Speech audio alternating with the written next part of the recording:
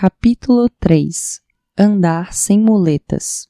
Uma vez, um homem feriu a perna e teve que andar de muletas. Essas muletas lhe eram muito úteis, tanto para andar como para muitas outras coisas. Ele ensinou toda a sua família a usar muletas e elas se tornaram parte da vida normal. Ter uma muleta ficou sendo parte da ambição de cada um. Algumas eram feitas de marfim, outras enfeitadas com ouro.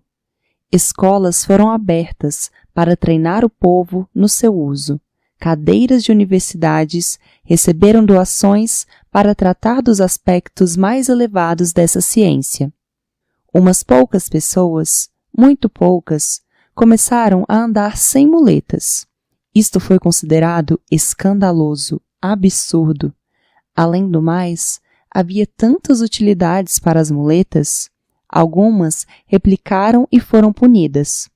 Tentaram mostrar que uma muleta poderia ser usada algumas vezes quando necessário, ou que os muitos outros usos das muletas poderiam ser resolvidos de outra maneira.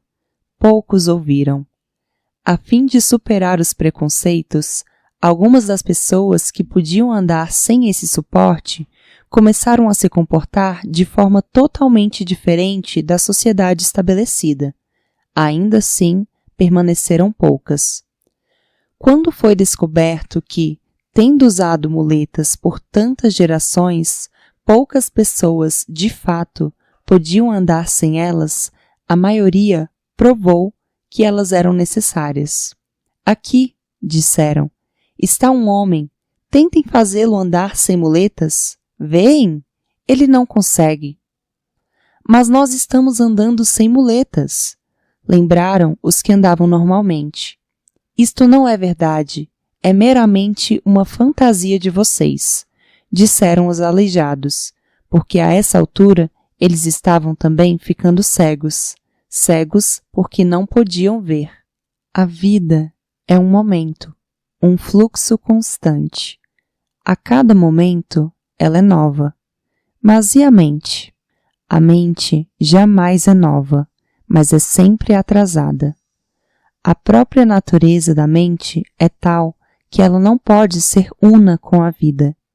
A vida continua, a mente fica para trás. Há sempre uma inconsistência entre a vida e a mente. Tem que ser assim. Você vê uma flor. No momento em que entende que a viu, ela já não é mais a mesma. A vida se moveu. Você vê um rio, mas não vê o mesmo rio outra vez. Você não pode. Diz o velho Heráclito. Você não pode pisar no mesmo rio duas vezes.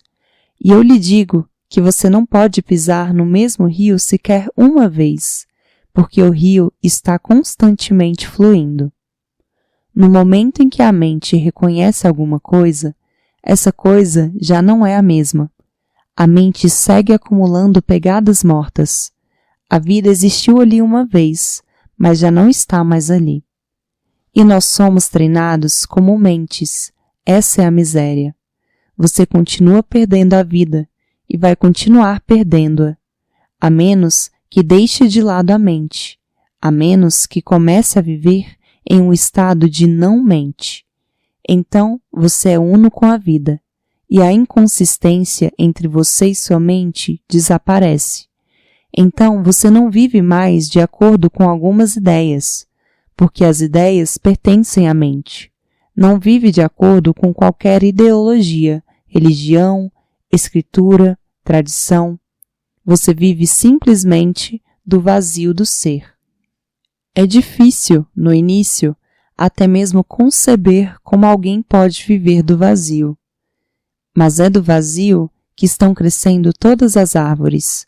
Do vazio é que as estrelas estão se movendo e do vazio toda a existência existe. E não há problemas.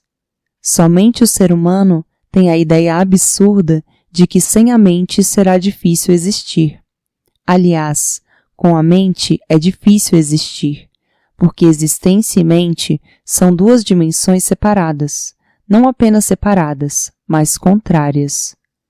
Se você quiser ser coerente com a mente, será incoerente com a vida. Aconteceu. Havia uma questão na corte contra Mula Nasruddin, e o juiz lhe perguntou: que idade você tem, Nasruddin? E ele respondeu: naturalmente, o senhor sabe, e todos sabem que tenho 40 anos. O juiz ficou surpreso e falou: mas há 5 anos você esteve aqui na corte, e eu lhe fiz a mesma pergunta, e você disse também que tinha 40 anos. Como é possível? Depois de 5 anos, você ainda tem 40 anos? Nasruddin respondeu: eu sou um homem coerente, senhor. Uma vez que disse ter 40 anos, vou me manter com 40 anos para sempre. O senhor pode confiar em mim. Se você for coerente com a mente, será um homem de confiança. Você será coerente e absolutamente incoerente, pois a vida segue adiante. Ela nunca é estática. Nem por um só momento a vida para em algum lugar. A vida não conhece descanso, não tem tradições a seguir, nenhuma ideologia a imitar, nenhum padrão fixado pelo passado. A vida é sempre uma abertura para o desconhecido. A vida se move em direção ao futuro. A mente se move em direção ao passado. A mente está sempre fechada na experiência que já aconteceu. E a vida está sempre aberta para a experiência que jamais aconteceu antes. Como elas podem se encontrar? Como pode haver alguma possibilidade de encontro entre elas? Então, aos poucos, a mente fica completamente fechada em si mesma. Não apenas isso, a mente até mesmo fica temerosa de ver o que a vida é. O medo vem porque a mente sabe que se você olhar para a vida, você provará estar errado. Logo, é melhor ficar de olhos fechados, não olhar para ela. Interprete a vida sempre de acordo com a mente. Não a escute. Foi assim que você ficou surdo. É assim que você não consegue me ouvir e me compreender, porque aqui não existe pessoa alguma. Não estou lhe falando com a mente. Você só pode me encontrar no campo da vida, não no campo da mente. Eis porque você sempre sentirá que sou incoerente. Eu sou. Você não pode comparar nada do que vou lhe afirmar hoje com qualquer coisa que lhe afirmei ontem. Você vai me achar incoerente. Mas o que posso fazer? Nesta manhã, tudo é novo. Esta manhã nunca esteve aqui antes e jamais estará outra vez. Ela não pertence ao passado ou ao futuro. Ela pertence a si mesma, um fenômeno único. Os papagaios que matraqueiam nas árvores não estavam ali ontem. E quem sabe onde estarão amanhã?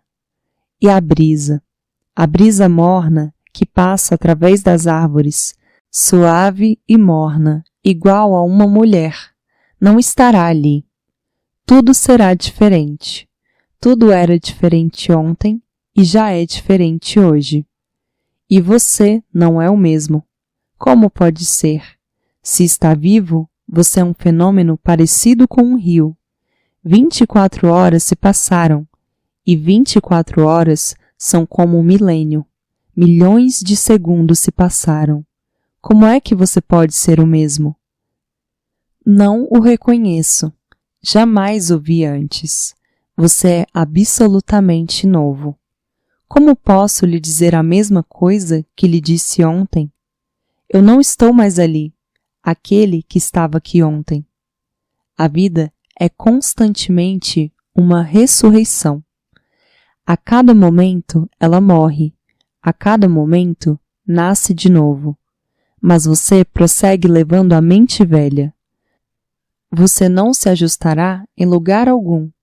E você o sabe. Você nunca se ajusta em lugar algum. E jamais se ajusta a alguém. Onde você estiver, há algum problema. Algo está sempre faltando, falhando. A harmonia nunca vem dos seus relacionamentos. Porque a harmonia só é possível se você for um fenômeno que flui, que muda, que se move, que se funde de novo. Se você se torna um rio de consciência sem forma, então tudo se ajusta. Então você se ajusta com a vida e a vida se ajusta com você. De repente, tudo fica absolutamente certo. E esse sentimento absoluto de harmonia é o que as pessoas religiosas têm chamado de Deus. Deus não é uma pessoa, mas é um estado de ser no qual tudo se ajusta. Quando você não tem queixas, repentinamente tudo é lindo, mas a mente torna tudo feio, porque a mente vive como uma tradição e a vida é momentânea. Esta palavra, tradição, é muito, muito significativa. Você pode nem ter percebido, mas ela vem da mesma raiz que a palavra traidor. Tradição vem da mesma raiz que a palavra traidor. A tradição é uma traição à vida, é uma deslealdade. Sua mente trai. Se você pode abandoná-la, tudo é alcançado. O abandono da mente é a essência de todas as religiões. O sufismo não é outra coisa, senão o como abandonar a mente, a tradição, o passado. É por isso que a religião sempre parece algo revolucionário, porque ela é sempre contra a tradição, contra o passado e contra palavras congeladas. Ela é sempre pela vida, pelo fluir. Nenhuma religião pode ser uma tradição, mas todas elas se tornaram tradições. Isso significa que se tornaram falsas. Não são mais religiões. Uma religião se mantém religião somente quando é verdadeira com a existência e para com a vida. Não verdadeira para com algum dogma, nem para com alguma escritura. Veda, Alcorão, Bíblia. Eis porque o sufismo não foi compreendido pelos muçulmanos. Eles são um dos povos mais fanáticos deste mundo. Como podem entender o sufismo? Orientados demais pelos livros, obcecados demais pelo Alcorão. Nenhum outro povo é tão obcecado por um livro.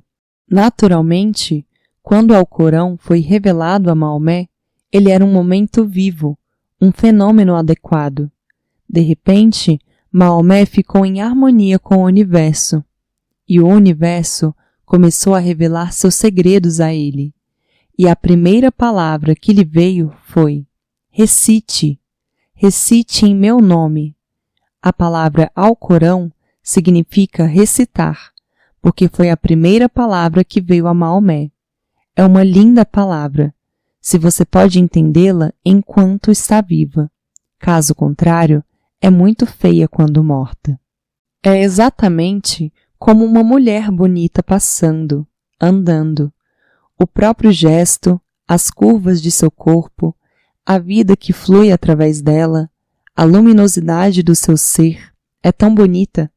Você pode congelá-la e fazer dela uma estátua e colocá-la no jardim. Não haverá mais beleza, porque a beleza estava na própria vida que havia nela. Como pode uma mulher congelada ser bonita? É um cadáver, e aquelas curvas, quando estavam andando e vivas, tinham algo do divino. Agora nada restou. É só matéria, um corpo morto. Quando pela primeira vez Maomé escutou isso no monte, recite, recite em nome do teu Senhor.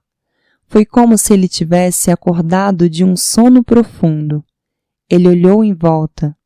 Quem havia falado? Não havia ninguém. A vida não é alguém. A vida é este tudo, o todo. E Maomé começou a recitar. Ele deve ter dançado, deve ter cantado em nome do Senhor. Naquele momento havia música, dança, um coração, o canto, celebração. Maomé havia sido aceito, havia se fundido no todo, e o todo se fundido em Maomé. A gota no oceano e o oceano na gota. Era a culminância do ser, o ponto mais alto a que alguém pode subir. Mas quando outros começaram a escrever isso, já não tinha a mesma beleza. As palavras, então, estavam congeladas. O Alcorão é um livro como os Vedas, a Bíblia, os Upanishads. Palavras muito significativas estão ali, porém mortas. E a menos que você sinta aquele momento no Monte Hira, quando toda a existência lhe diz, recite em nome do teu Senhor, não será capaz de entender o Alcorão. Você não pode levá-lo com você. Ele vai se tornar uma carga e não lhe dará vida. Pelo contrário, pode até tirar vidas de muitos outros. Uma carga é perigosa e uma carga, em última instância, torna-se agressão. O indivíduo se sente irritado, destrutivo. Os muçulmanos não podiam entender os sufis, e Maomé nada mais é senão um sufi.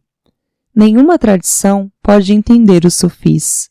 Eles são sempre os marginais, expulsos da sociedade e do padrão pré-estabelecido, pois sempre trazem a revolução com eles.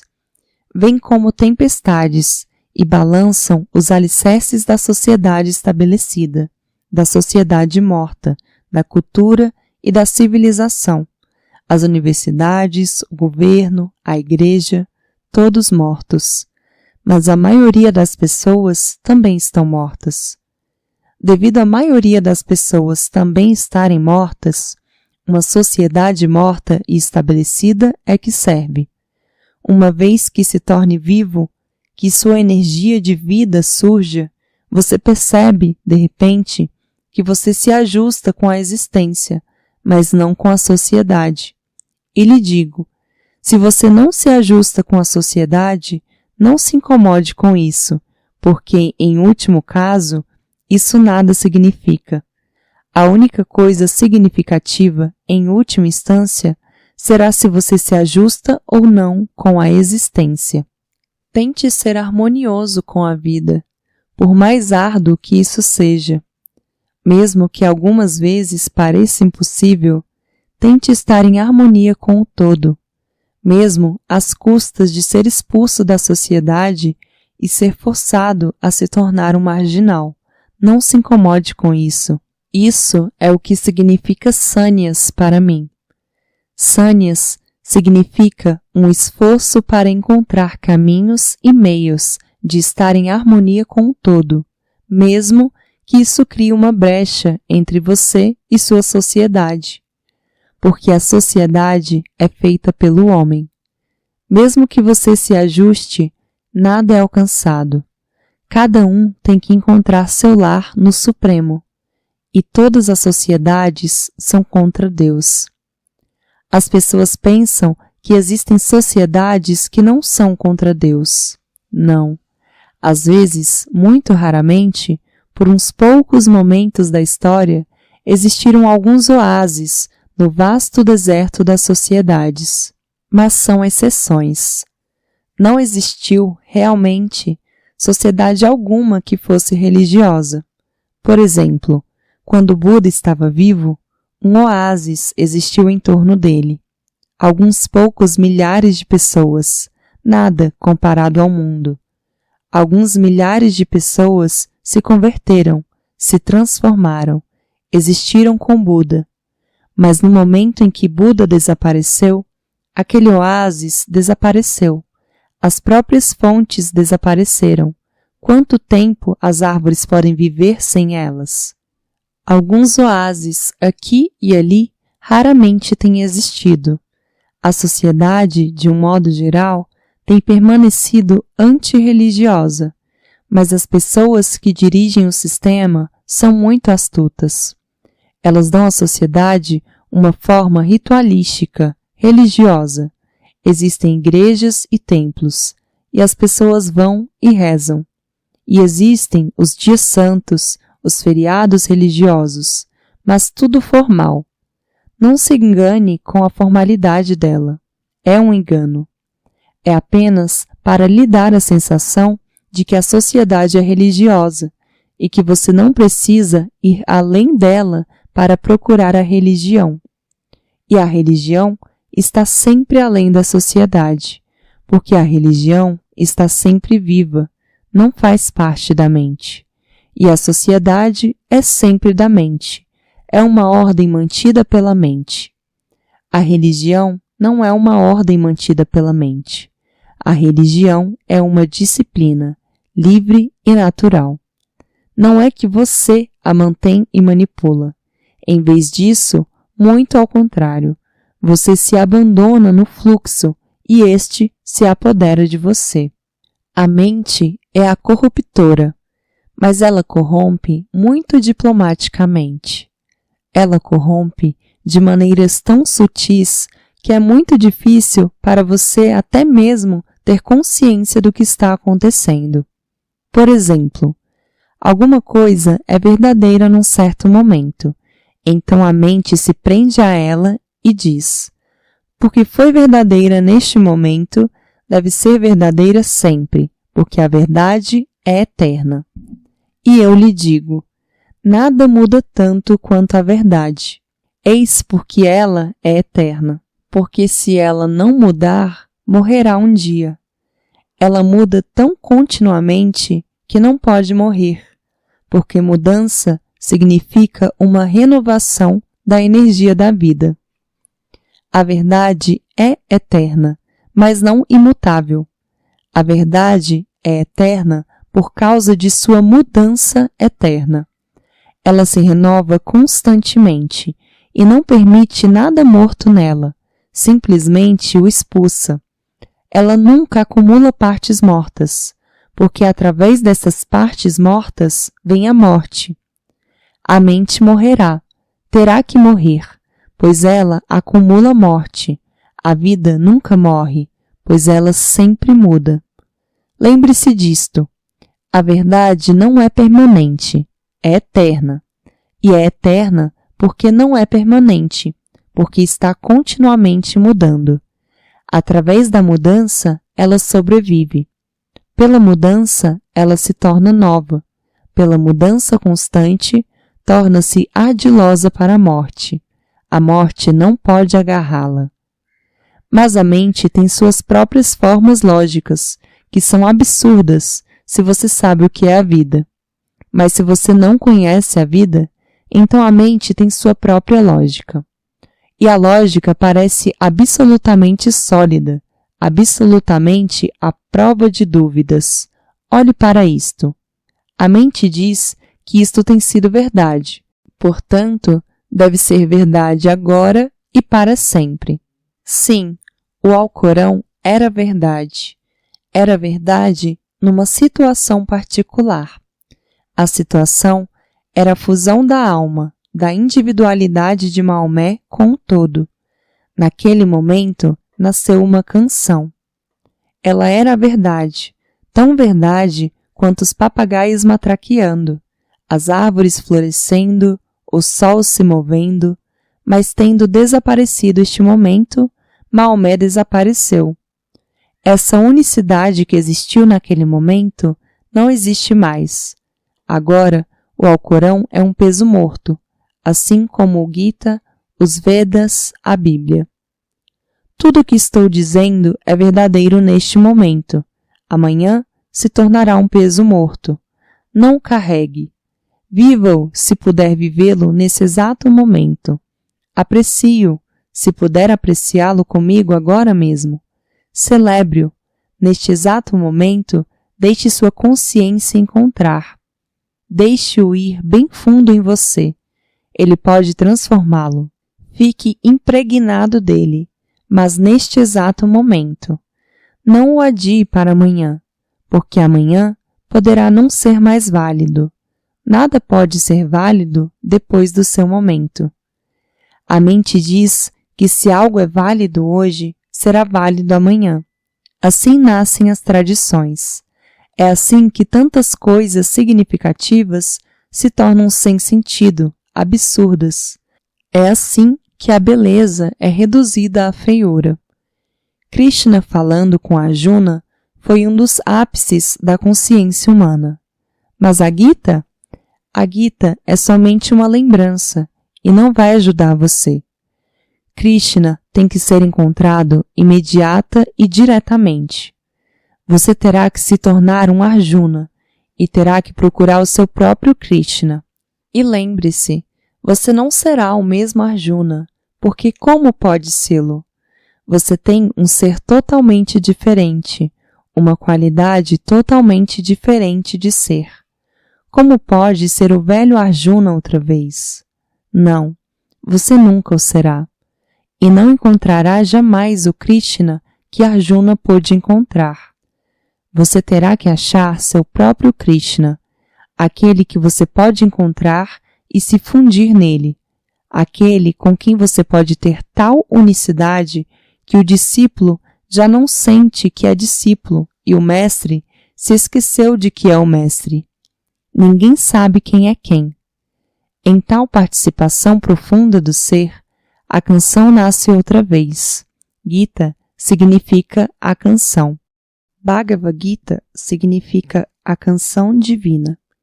A Gita nasce novamente, mas as mesmas palavras não serão repetidas, porque desta vez Krishna é diferente e desta vez Arjuna é diferente. Como podem ser repetidas as mesmas palavras outra vez? E Deus é infinito e não precisa se repetir. Ele ainda não está exaurido. Não precisa se repetir outra vez.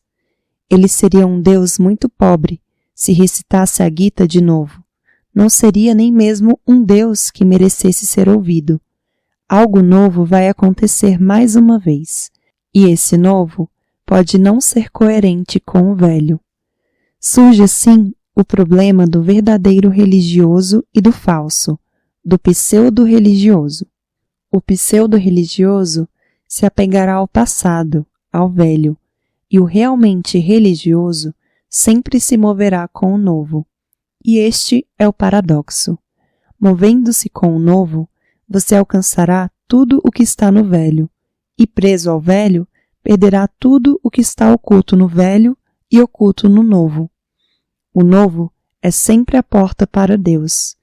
Ele continua fazendo portas novas para você, à medida que você caminha adiante. Ele sempre continua lhe abrindo portas novas. Não peça por portas velhas. A mente sempre requer as portas velhas. Se lhe digo alguma coisa, imediatamente você começa a comparar. Se está escrito na Gita, no Alcorão, na Bíblia. Se está escrito, sua cabeça concorda. Você diz, correto. Se não está escrito, você se fecha de repente. Você não está concordando, não está dizendo sim. E eu lhe digo que qualquer coisa que esteja escrita é irrelevante, já passou, não é mais significativa. O indivíduo tem que procurar o significado constantemente, porque a própria procura do significado é um crescimento para sua situação. Agora, esta linda parábola. Cada palavra tem que ser compreendida. É uma parábola com muitos significados impregnados nela. Uma vez, um homem feriu a perna e teve que andar de muletas. Assim é que nascem as religiões. Conheço um homem, um amigo de infância. Ele era um ótimo médico e um dia caiu de um trem, num acidente. Por acaso, algo mudou em sua cabeça. A cabeça havia ficado ferida. Por 3 dias, ele ficou inconsciente e, quando voltou a si, tornou-se uma personalidade totalmente diferente. Ele tinha sido sempre um homem muito zangado. Essa zanga desapareceu. Algo havia se rompido no cérebro. Alguma forma de energia havia sido mudada.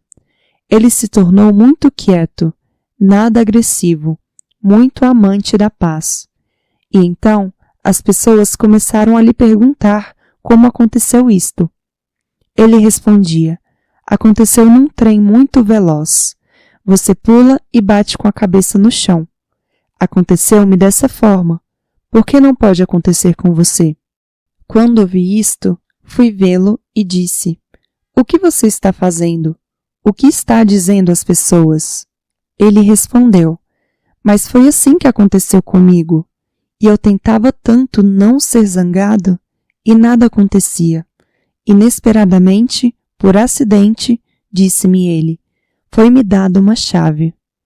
Mas eu disse: Mantenha esta chave secreta e escondida, não a dê para ninguém, porque acidentes não podem se repetir. E é assim que nascem muitas tradições. Buda estava sentado numa certa postura. Foi por acaso, porque a iluminação não tem preferência por uma postura particular. Ela já aconteceu quando as pessoas estavam descansando, deitadas. Já aconteceu quando as pessoas estavam andando. Já aconteceu. As pessoas estavam carregando água e aconteceu.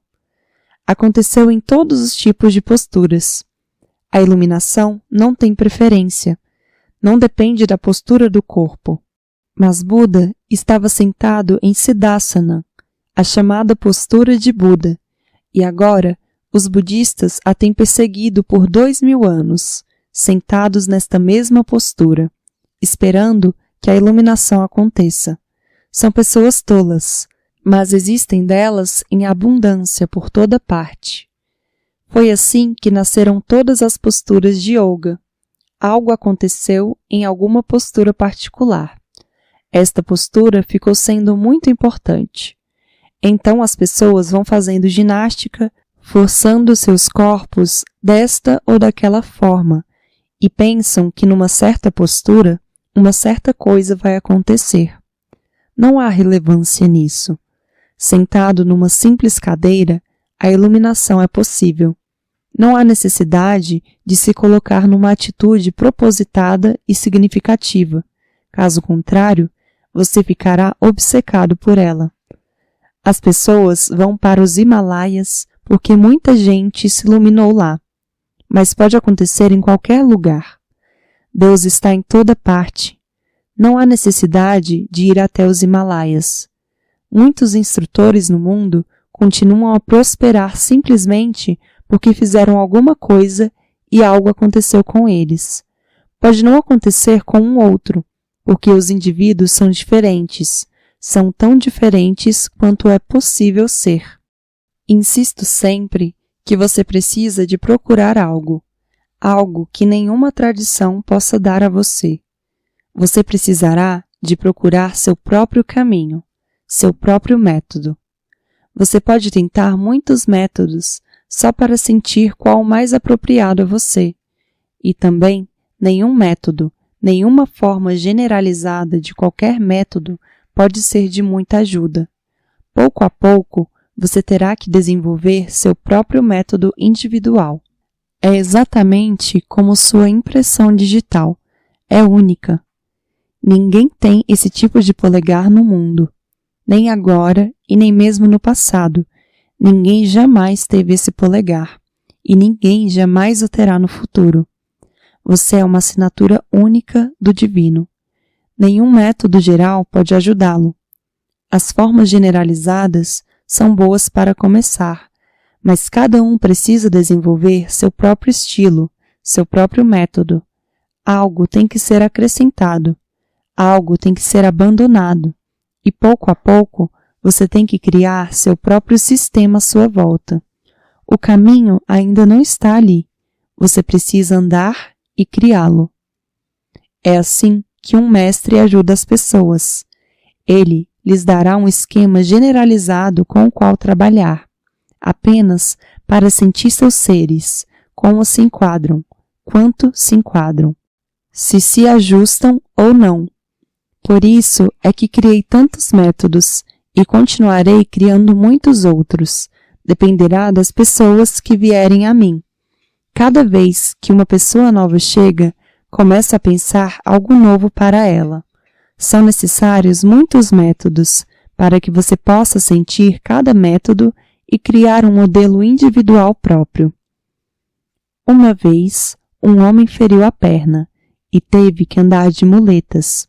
Essas muletas lhe eram muito úteis, tanto para andar como para muitas outras coisas. Você pode descansar nelas sempre que estiver cansado.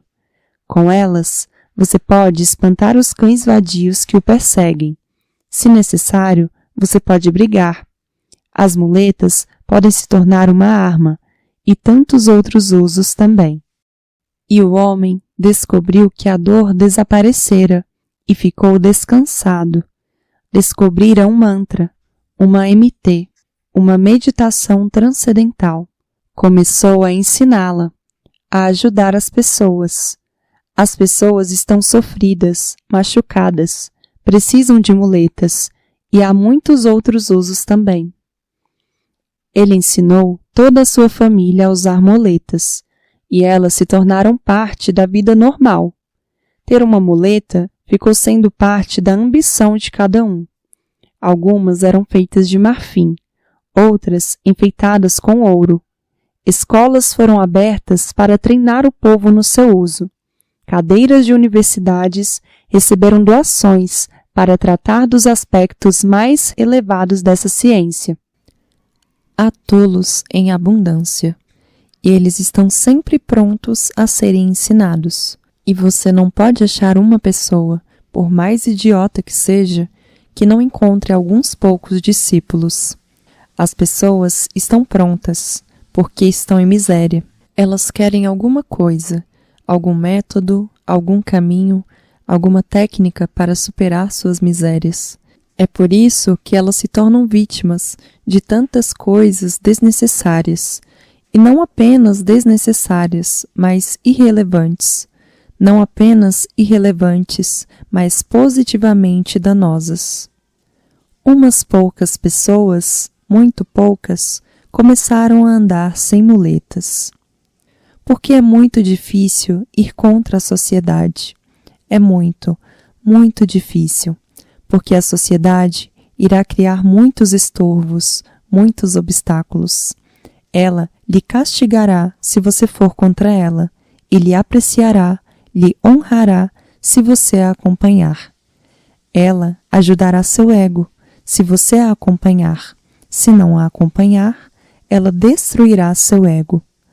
Muitas pessoas, conscientemente, sabendo muito bem que isso é tolice, simplesmente continuam, pois para que criar problemas desnecessários?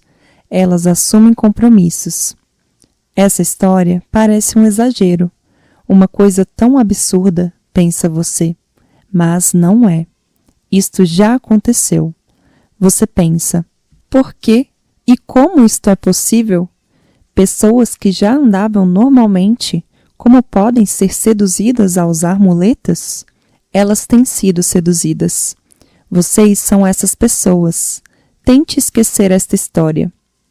A ira é natural, porque você não a criou. Você nasceu com ela, doada pela natureza. E a natureza deve ter alguns usos para ela, pois, caso contrário, não lhe teria sido dada. Mas a sociedade é contra ela, manda que seja reprimida. E quando você suprime a ira, muitas outras coisas serão suprimidas também, porque tudo está interrelacionado no seu ser interior. Você não pode suprimir uma coisa só, ou exprimir uma coisa só. Quando você expressa uma coisa, milhões são expressas, suprimindo uma, milhões são suprimidas. Alguém que suprime sua ira precisará suprimir seu amor. Então, ele ficará temeroso do amor, porque sempre que o amor for expresso, a ira também o será. De fato, os amantes estão sempre zangados um com o outro, tão zangados como nenhum inimigo pode estar. São inimigos íntimos. Eles amam e se zangam também. E eles sabem que o amor é tão profundo que a raiva não será destrutiva para o amor. Nunca o é. Ela é destrutiva somente se o amor não estiver em primeiro lugar. De outra forma, não. E se o amor não estiver ali, por que chamá-la de destrutiva? Ela simplesmente revela a verdade. Se o amor está em primeiro lugar, nada pode destruí-lo. Tudo ajuda. Mesmo a ira fica sendo parte da harmonia. E quando você ama alguém e fica zangado, depois da raiva, quando a tempestade já passou, vem o silêncio. Você fica mais amoroso depois do momento de raiva. Depois deste estado de espírito de raiva, mais amor vem à superfície. Você tem que compensar. Você estava zangado. O amor flui. E isto é um ritmo. Os amantes brigam e depois se amam. Aliás, o amor é uma briga muito, muito íntima. Uma vez, eu estava passando por uma rua e 3 garotos malandros estavam olhando por um buraco de fechadura. O primeiro olhou e disse: "Eles estão brigando, o marido e a mulher." O outro olhou rindo e disse: "Seu bobo, eles não estão brigando, estão fazendo amor." E o terceiro olhou e disse: "Estão fazendo amor, e muito mal." O amor é uma briga e um ritmo. Na raiva, você se separa. Quanto mais se afasta da sua amada ou amante, mais necessidade tem de se aproximar. É exatamente como a fome. Quando você sente fome, come. Então, sente-se saciado. Sem fome, você pode comer. Todos os ricos o fazem. Mas então, não há saciedade. Pelo contrário, quando eles terminam de comer, sentem-se cheios, pesados, mortos. O mesmo pode acontecer com o amor. Se você nunca fica zangado com seu amante, você estará comendo sem fome. Cedo ou tarde, vai ficar enjoado. Ninguém se separa pela raiva. É um ritmo. A pessoa vai e volta, e repetidamente redescobre o bem-amado. Outra e outra vez, uma mini lua de mel, todos os dias, e o amor cresce através disto. Se você suprimir a raiva, o amor será suprimido. Se expressar o amor, a raiva será expressa. Mas a sociedade é contra a ira, e é por isso que a sociedade também é contra o amor. Nenhuma sociedade é a favor do amor. Elas são a favor do casamento. Casamento não é amor. O casamento é uma instituição criada pela mente. O amor é uma tempestade criada pela natureza. E você não pode institucionalizar uma tempestade. E as pessoas que vivem no casamento vivem numa instituição, assim como a prisão. Nada do coração. Outras considerações, mas nada do coração. O dinheiro terá sido considerado. A família terá sido considerada. Aliás, as sociedades estabelecem que os próprios amantes não deveriam se escolher e decidir, porque os jovens não são confiáveis. Somente os velhos são de confiança, porque quando são velhos, possuem uma mente experiente, calculista, astuta, esperta. Assim, o pai deve decidir. Ou, se tiver um avô, tanto melhor. As estrelas também podem decidir. Não há nada de mal nisso. Você pode ir ao astrólogo e as estrelas podem decidir. Tudo bem, mas você não deve decidir sozinho, porque se você o fizer, então, pelo próprio ato de se apaixonar, você estará se colocando fora da sociedade. Os amantes não fazem mais parte da sociedade. Você já prestou atenção neles? Se um está apaixonado pelo outro, movem-se como uma sociedade neles mesmos. Eles não se incomodam com você, querem ficar sozinhos. Não querem ir ao clube, ao templo, à igreja. Não. Eles encontraram sua igreja, seu templo, o clube. Ambos estão satisfeitos um com o outro. Na verdade, eles gostariam que o mundo desaparecesse e que fossem deixados sozinhos, num mundo vazio de tudo. O amor é contra a sociedade. A sociedade é contra o amor. E o amor é tão natural. O casamento é uma muleta. O amor é andar com suas próprias pernas. O casamento é uma muleta. O casamento o faz aleijado. Você não é mais independente. Sua individualidade é perdida. Você é um membro da sociedade, mas não mais um indivíduo. Um indivíduo não é um membro de coisa alguma. Um indivíduo existe como um indivíduo. Você ficará surpreso com o porquê de esses sufis criarem essa parábola. Eles a criaram muito deliberadamente. Toda a natureza tem sido mutilada. Tudo que é natural, a sociedade vai contra. Tudo que é natural, eles condenam e dizem que é animalesco. Eles o tornam culto, condicionado, superficial. Eles lhe dão um ser de plástico, uma flor de plástico. E a flor de plástico tem seu próprio atrativo. O atrativo é que a flor verdadeira está sempre em perigo e a flor de plástico nunca está. O casamento tem um atrativo. Se você insistir para que haja amor, então haverá mais e mais divórcio no mundo. Se há casamento, não há divórcio, porque quando você nunca amou, como pode sair dele? Casamento é segurança. Uma flor verdadeira está viva pela manhã, mas à noite terá desaparecido. Uma flor de plástico permanece sempre ali. Ela parece permanente. E a permanência não deveria reger sua mente. Não deveria ser um valor. Dessa forma, você nunca poderá se mover em direção à existência. Desfrute da coisa enquanto ela estiver ali. Quando não estiver mais ali, perdoe, esqueça e siga em frente. É assim que se cresce. Umas poucas pessoas, muito poucas, começaram a andar sem muletas.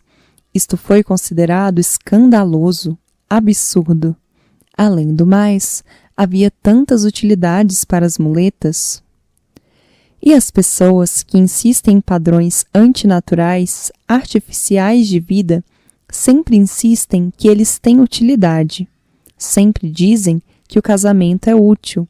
Útil para a família, para as crianças, para a sociedade, útil para todos. O amor é perigoso. E qual é a utilidade do amor? O que você fará dele? Ele não tem utilidade. Para elas, é apenas um romance, um emocionalismo e sentimentalismo. Não tem utilidade. Ele não é um bem de consumo. Não se pode vendê-lo no mercado. Você não pode lucrar com ele. Ao contrário, perderá muito por causa dele. Eis porque as pessoas astutas dizem que o amor é cego, é louco, ele não tem utilidade. Mas isto precisa ser compreendido. A vida não tem utilidade. E lembre-se sempre de que cada vez que você começa a pensar na utilidade de uma coisa, você está perdendo, porque a utilidade é necessária, mas não pode ser a meta. A utilidade pode ser sacrificada, mas o não utilitário não pode ser sacrificado. As coisas que não têm utilidade, o amor, a meditação, a prece, são as metas verdadeiras. Através delas, você alcança o divino. Qual é a utilidade da meditação? O que você pode tirar de proveito com ela? Nada. Qual é a utilidade da dança? Nenhuma. Você não pode comê-la, bebê-la, não pode fazer da dança um refúgio. Ela parece não utilitária. Tudo o que é belo e verdadeiro é não utilitário. Uns poucos tentaram se revoltar. Uns poucos Budas, uns poucos Cristos. Eles se revoltam e querem trazê-lo de volta à natureza. Mas as pessoas que mantêm o sistema dizem sempre: qual é a utilidade disto? As pessoas vêm a mim e perguntam: para que serve a meditação? Mesmo se meditarmos, mesmo se conseguirmos, qual é o lucro? O que pode uma pessoa ganhar com ela? Você perderá Deus, porque Deus não pode se tornar uma utilidade. Deus não é um bem de consumo, mas uma celebração. E o que é uma vida se você não tem nenhuma celebração nela? Que vida é esta? ela será um deserto. A fim de superar os preconceitos, algumas das pessoas que podiam andar sem esse suporte começaram a se comportar de forma totalmente diferente da sociedade estabelecida. Elas começaram a ser naturais, começaram a andar sobre seus próprios pés. E quando você começa uma revolução, milhões começam. Se você pode se revoltar de uma forma contra a sociedade, subitamente vai perceber que muitas outras coisas que estão ali precisam ser jogadas fora. A sociedade fez de você um depósito de lixo. Uma vez que saiba que algo está errado, será capaz de saber que muitas coisas estão erradas. O indivíduo começa uma reação em cadeia. A meditação é minha maneira de criar a reação em cadeia. Uma vez que comece a meditar, seguir-se-ão muitas coisas, porque quanto mais você se tornar consciente e silencioso, mais será capaz de ver como a sociedade o está matando e envenenando, como a sociedade tem sido assassina. E todos eles dizem que querem ajudá-lo. De fato, eles o matam só para salvá-lo. É para seu benefício que a sociedade existe, e ela tem simplesmente envenenado todo o seu ser. A própria fonte do seu ser foi envenenada. A fim de superar os preconceitos, algumas das pessoas que podiam andar sem esse suporte começaram a se comportar de forma totalmente diferente da sociedade estabelecida. Ainda assim, permaneceram poucas. Quando foi descoberto que, tendo usado muletas por tantas gerações, poucas pessoas, de fato, podiam andar sem elas, a maioria provou que elas eram necessárias. É assim que se move o círculo vicioso no mundo. Primeiro, você cria um padrão, você força o padrão, e então, no final, a vítima não pode viver sem ele. Então, você prova, entre aspas. Olhem, ninguém pode andar sem muletas. Você nunca permite que alguém ande sem muletas. A toda criança são dados muitos preconceitos. E sempre que ela tenta viver sem preconceitos, descobrirá que é muito difícil, porque eles ficaram enraizados, inerentes, atingiram até a própria essência do seu ser. Ela sentirá dificuldades. Ela própria dirá que é impossível andar. Tente usar muletas por 3 anos e não será mais capaz de andar sem elas. Então, você se tornará uma prova, entre aspas, de que ninguém pode fazê-lo. Eis como os preconceitos continuam, porque eles têm sido implantados por milhares de anos e já entraram no seu sangue e ossos. Sempre que você sente um impulso sexual, imediatamente uma sensação de culpa surge. Ela se tornou inerente. Se você olha para uma linda mulher ou um belo homem e sente uma onda de energia, nada está errado nisso. É uma resposta. É natural. Uma pessoa bonita está ali. Será muito insultante se nenhuma energia surgir em você. Se a sociedade fosse natural, aceitaria o fato e a mulher lhe agradeceria por sua face ter ficado vermelha. Um lindo cumprimento, e você estava tremendo. Mas não, você esconderá o fato, você não olhará para a mulher. E quanto mais você tenta não olhar, mais a natureza se revolta contra isso. E então surge um sentimento de culpa, de que você é imoral. Quando você vê uma flor e diz que é bonita, você não é imoral. Mas quando vê um rosto humano e diz que é bonito, por que de repente você fica imoral? O que há de imoral nisso? Por que não pode apreciá-lo? Durante séculos, o sexo tem sido condenado, e o sexo é a fonte de todas as suas energias. Porque o sexo foi condenado, todas as suas energias foram condenadas. Pois se você se torna ativo em uma parte de sua energia, então as outras partes também estarão sendo ativadas com ela. Assim, você tem sido forçado a viver com a energia em nível baixo. Então, você diz que a vida parece uma letargia, sem alegria, sem vitalidade. Você parece estar sendo continuamente explorado e não tem energia alguma para viver. A vida deveria ser radiante, transbordante, mas a verdadeira fonte é o sexo. A menos que você aceite sua sexualidade, você jamais estará bem com você mesmo, porque sua sexualidade é uma força muito profunda. Você nasce dela. Cada célula sua pertence a ela. Sua verdadeira energia é sexual. E sempre que você permitir, essa mesma energia se transformará em amor. A mesma energia subirá mais alto e se transformará em emoção. Uma vez suprimida, então não há possibilidade de meditação nem de oração, pois o que será transformado? Você estará sempre com medo. Acontece todos os dias. As pessoas vêm a mim. No momento em que começam as meditações, sentem um ressurgimento da energia sexual e ficam muito receosas e assustadas e dizem: nunca fomos assim. O que está acontecendo? O que houve de errado? Estamos fazendo alguma coisa errada na meditação? Por que nos sentimos tão sexuais?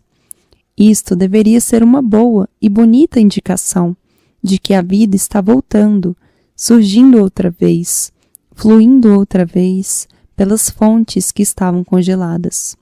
É claro, o sexo será o centro básico a ser atingido primeiro, porque você o havia reprimido. Ele está se desenrolando, como se fosse uma mola comprimida sobre um peso. Agora que o peso é removido, a mola salta. E isso é lindo. Isto mostra que a meditação está funcionando. Mas você queria diferente. Você queria que a meditação suprimisse o sexo. Então você veio à pessoa errada. Vá aos velhos envenenadores, então, aos velhos negadores da vida. Eles lhe darão meditações para que você possa suprimir ainda mais. Mas você permanecerá dividido e estará sempre em discordância, e a harmonia máxima jamais será possível. Estou tentando criar uma unidade dentro de você, de forma que a parte reprimida seja novamente aceita, novamente reabsorvida no ser total, porque sem ela você não poderá prosseguir. O sexo é suas pernas, as mais baixas, sim, eu sei, mas sem as pernas, sua cabeça não pode andar. A parte mais baixa, eu sei, porém a mais alta depende da mais baixa. Se a mais baixa estiver se movendo, a mais alta logo se moverá também. Com o sexo, logo o amor despontará. E quando o amor surge, o sexo desaparece, porque a mesma energia se torna amor. Então, pela primeira vez, o real Brahmacharya, a virgindade autêntica, acontece a você. O sexo simplesmente desaparece, torna-se amor. E então, o amor eleva-se mais alto, torna-se oração, e o amor também desaparece, pois tornou-se oração. E a oração é o ápice. Na oração, você está realizado. Mas você tem que começar da própria base, do natural para o sobrenatural, mas nunca contra o natural. Quando foi descoberto que, tendo usado muletas por muitas gerações, poucas pessoas, de fato, podiam andar sem elas, a maioria provou que elas eram necessárias. Aqui, disseram, está um homem. Tentem fazê-lo andar sem muletas. Veem, ele não consegue. Mas nós estamos andando sem muletas. Lembraram os que andavam normalmente. Isto não é verdade. É meramente uma fantasia de vocês, disseram os aleijados, porque a essa altura eles estavam também ficando cegos, cegos porque não podiam ver. Eu tenho dito às pessoas: aceitem sua natureza, e a própria aceitação se torna uma profunda transformação. Vocês serão transfigurados.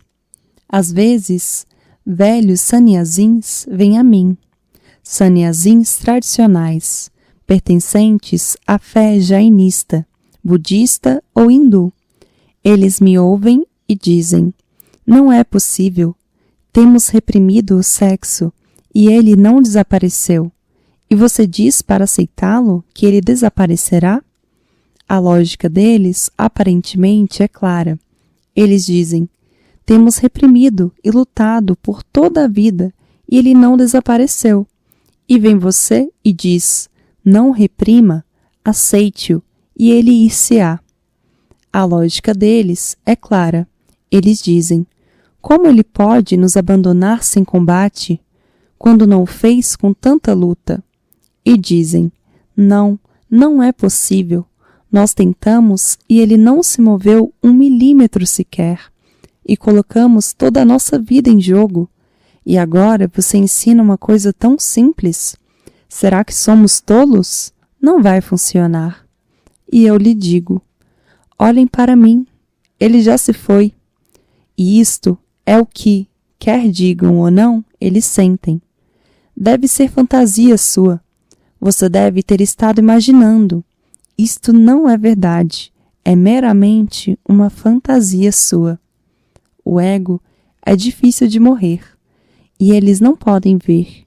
Eu lhes digo: fiquem comigo, vejam-me, observem-me. Tudo o que vocês estão procurando aconteceu.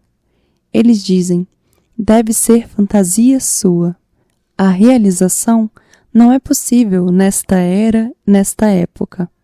Está escrito nas Escrituras que ninguém pode obter iluminação durante a Kali Yuga. Nesta era da tecnologia, ninguém pode se iluminar. Então, como é que você pode se tornar um iluminado? Eu respondo: olhem-me, observem-me, fiquem próximos e íntimos e sintam. Eles não estão prontos para isto. As escrituras deles dizem algo diferente. Logo, devo estar me iludindo, estar num sonho, fantasiando. E isso não acontece só comigo. Sempre foi assim. Quando o Buda se iluminou, as mesmas pessoas vieram a ele e disseram: não, não é possível, não é possível.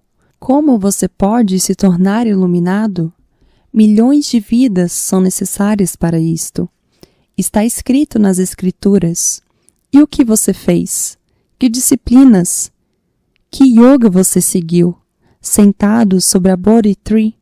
De repente, você declara que se tornou iluminado? Que prova você nos dá? Você deve estar fantasiando. Eles não tomaram conhecimento de muitas pessoas iluminadas. As escrituras hindus jamais mencionaram Mahavira, porque eles nunca acreditaram que ele tivesse se iluminado. O ego é difícil de morrer. E quando você vive num mundo de plástico, artificial, forçado, de alguma forma disciplinado, imposto, pouco a pouco você se torna cego também. Porque quando você não usa os olhos, eles perdem a capacidade de ver.